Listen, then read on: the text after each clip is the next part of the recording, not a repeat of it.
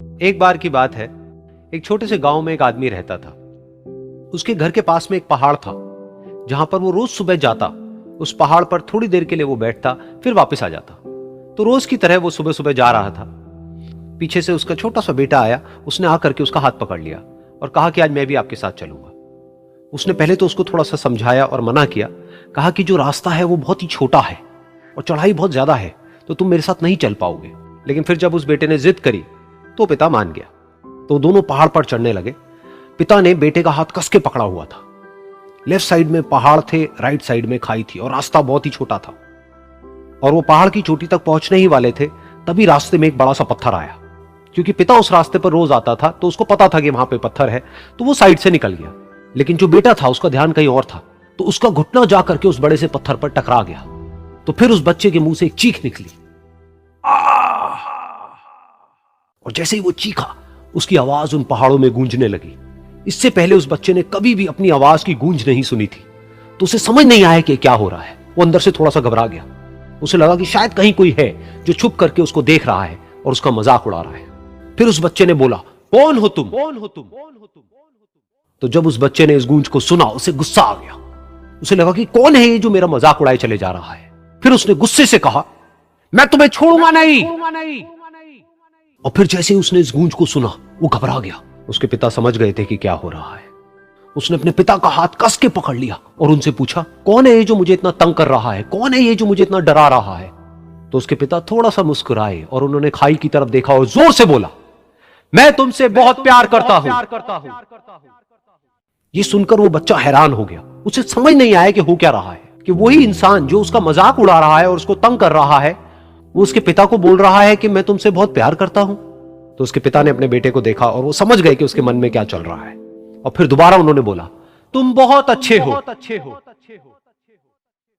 और ये सुनकर उनका बेटा भी थोड़ा सा मुस्कुराया और पूछा अपने पिता से कि ये क्या हो रहा है। और फिर उसके पिता ने अपने बेटे को समझाया, ये जो आवाज तुम सुन रहे हो ना, ये किसी और की नहीं है, ये तुम्हारी ही आवाज है जो कि पहाड़ों में गूंज रही है और तुम्हें अपनी ही आवाज सुनाई दे रही है।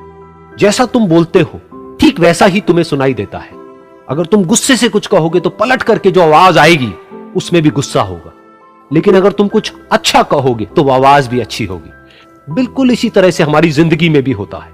जैसा तुम अपने मन में इस जिंदगी के बारे में सोचते हो, ये जिंदगी तुम्हारे लिए बिल्कुल वैसी ही हो जाती है।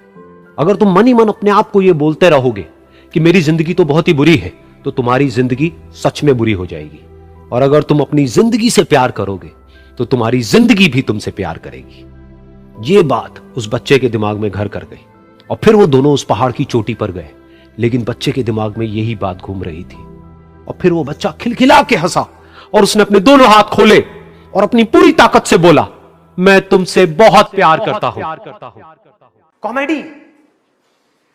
अब ये बात बड़ी अजीब लग रही है सुनने में, लेकिन ध्यान से समझना। बोलते हैं laughter is the best medicine. सच है, बट मेडिसिन की भी एक लिमिट होती है।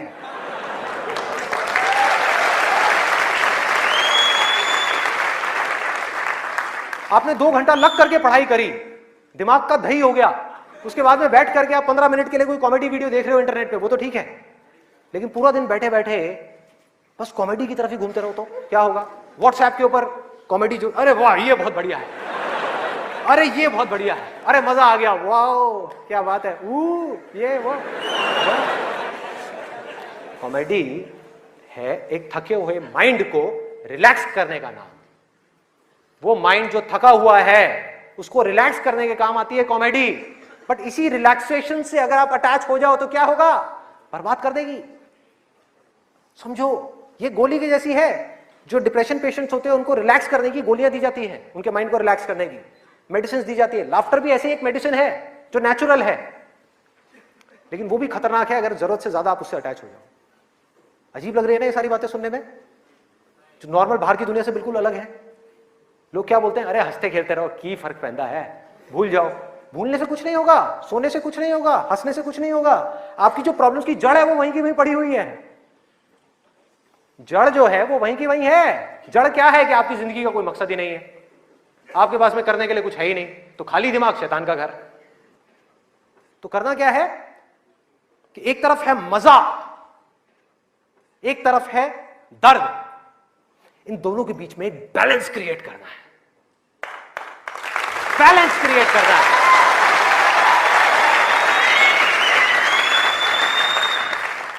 मैं ये नहीं कह रहा कि सिर्फ ये करना है या सिर्फ वो करना है, नहीं, दोनों के बीच में बैलेंस क्रिएट करना है।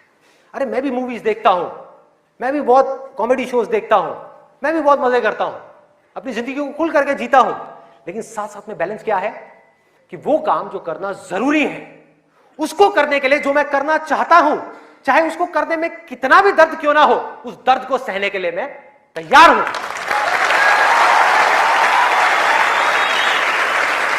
लोग मजा तो चाहते हैं लेकिन दर्द सहना नहीं चाहते। ये जड़ है हमारी लाइफ की सारी प्रॉब्लम्स की।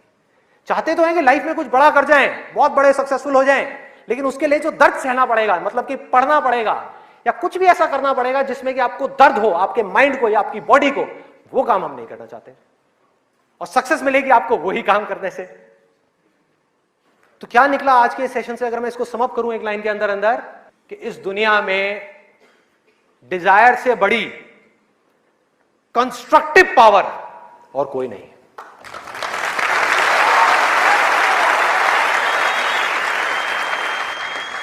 सब कुछ बदला जा सकता है अपनी जिंदगी में भी और इस पूरी दुनिया में भी। इस पूरी की पूरी दुनिया को एक नई डायरेक्शन दी जा सकती है उस डिजायर की वजह से, अगर ये डिजायर सही डायरेक्शन में है तो। यही डिजायर अगर गलत डायरेक्शन में चला जाए तो इससे बड़ी डिस्ट्रक्टिव पावर भी इस पूरी दुनिया में और कोई नहीं। जो लोग ऑलरेडी एक पर्टिकुलर एज पे पहुंच चुके हैं, मैं उनके लिए नहीं बोल रहा, लेकिन आज यहां पर जो स्टूडेंट्स बैठे हुए हैं, जिनके आगे अपनी पूरी की पूरी जिंदगी पड़ी हुई है, उनको यह फैसला करना होगा भाई। और आपके फैसले के ऊपर इंडिया का नहीं, इस पूरी दुनिया का फ्यूचर डिपेंड करने वाला है।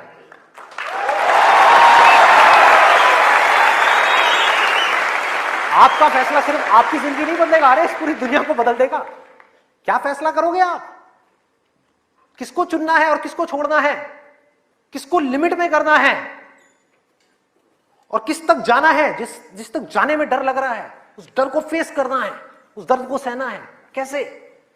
तो अंदर से सिर्फ एक चीज बोलते रहना है, सिर्फ एक लाइन, कि मुझे जिंदगी में कुछ करना है, मुझे कुछ करना है, मुझे कुछ करना है, मुझे कुछ करना है, मुझे कुछ करना है, मुझे कुछ करना है, मुझे कुछ करना है, मुझे कुछ करना है, मुझे कुछ करना है, मुझे कुछ करना है, मुझे कुछ करना है, मुझे कुछ करना है, मुझे कुछ करना है, मुझे कुछ करना है, मुझे कुछ करना है, मुझे कुछ करना है, मुझे कुछ करना है, मुझे कुछ करना है, मुझे कुछ करना है, मरते दम तक करना है, करते रहना है, चाहे कुछ भी हो रहा है, मुझे करते रहना है, मुझे हार नहीं माननी, मुझे कुछ करना है, मुझे कुछ करना है, मुझे कुछ करना है। इसको छोड़ना नहीं है, इसको पकड़ करके रखना है। आसान है, बहुत आसान है। अंदर से जिस दिन आ गया ना कि मुझे कुछ करना है और वो करना भी आसान है, अरे तो कौन रोकेगा आपको भाई? सोचो। आज हमारे लिए एंजॉयमेंट का मतलब क्या है, शादी का मतलब क्या है? शादी में शादी के लिए कोई नहीं जाता, खाने के लिए जाते हैं। अरे भाई उस शादी में खाना बहुत बढ़िया था, मजा आ गया। खाना जब तक आप पेट की भूख को मिटाने के लिए खा रहे हो तब तक वो अमृत है, और अगर खाना आप मन की भूख को मिटाने के लिए खा रहे हो तो वो जहर है।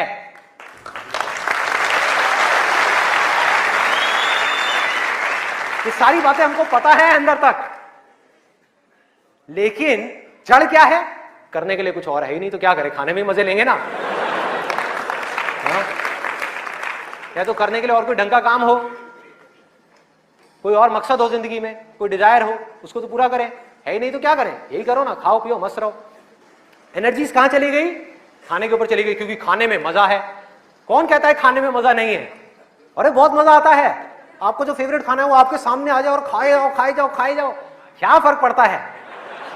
क्या फर्क पड़ता है? खाए जाओ, खाए जाओ। उसके बाद में फर्क पड़ता है, उस दिन नहीं फर्क पड़ता।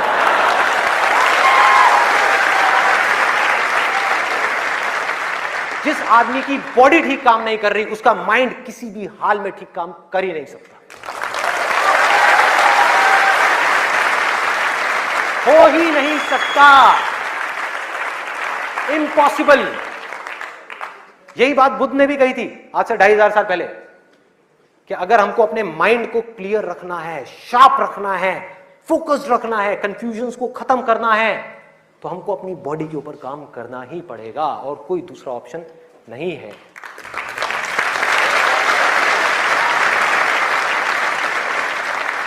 एनर्जीज को सही डायरेक्शन देनी है। वो एनर्जी जो खाने पीने में जा रही है उसको लगाना है एक्सरसाइज में, उसको लगाना है खेलने में, उसको लगाना है फिजिकली वर्कआउट करने में, कुछ करने में, अपने टेस्ट को धीरे धीरे बदलने में। वहां से हट करके ये जो मिर्च मसाले वाली है, ऐसी ऐसी जो चीजें हैं तेल वाली और ये सब चीजें, यहां से हटा करके फ्रूट्स में, वेजिटेबल्स में, ऐसी ऐसी चीजों में। अब मैं और ज्यादा नहीं बोलूंगा, नहीं तो ऐसा लगेगा न्यूट्रिशन की क्लास चल रही है।